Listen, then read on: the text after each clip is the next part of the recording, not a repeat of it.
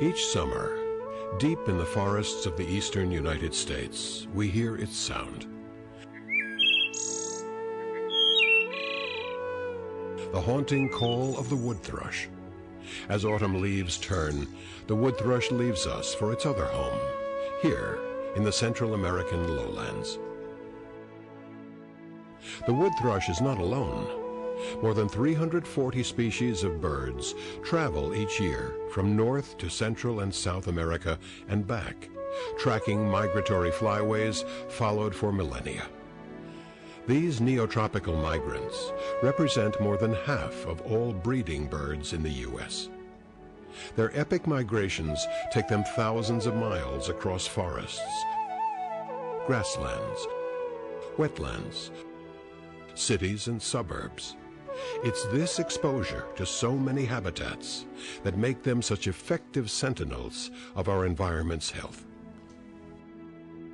But today, there are 50% fewer wood thrushes than 40 years ago. Or consider the red knot, whose numbers have declined by 80% in just 25 years. In fact, more than 1/3 of all neotropical bird species are in decline. The loss of birds, once common in our backyards, should serve as a wake-up call to us all. Protecting them requires a truly hemispheric effort. It means protecting the wood thrush's forest habitat in Vermont, as well as in Central America, and all their resting places in between. The good news is that one far-sighted legislative act has begun to make this a reality: the Neotropical Migratory Bird Conservation Act.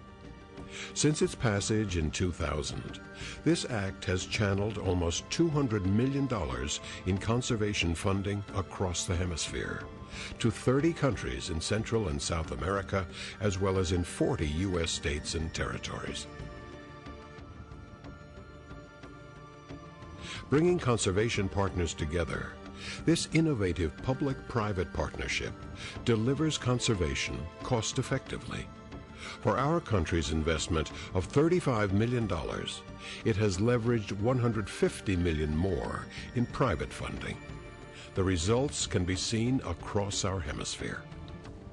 Where many migration routes converge in Costa Rica, it has helped create 6 new nature reserves. Following the trail of the bobolink, it's helping to protect thousands of acres of grassland habitat as important bird areas in Argentina, Brazil, and Paraguay, as well as in North America's prairie ecosystems. Where a river of raptors soar over Veracruz, Mexico, conservation partners have started a campaign to protect the forests underneath from clear cutting that support species like Swainson's hawk.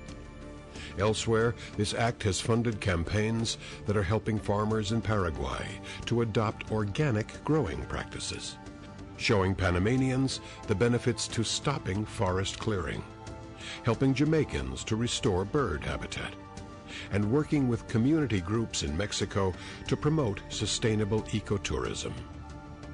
These are just a handful of the more than 300 conservation projects brought to life by this act. To date, it has protected more than 3 million acres of vital bird habitat. Birds remind us we are all connected, and that to be effective, conservation efforts have to be too. The Neotropical Migratory Bird Conservation Act is energizing on-the-ground conservation across the Americas. Now is the time to build on its record of profound achievement.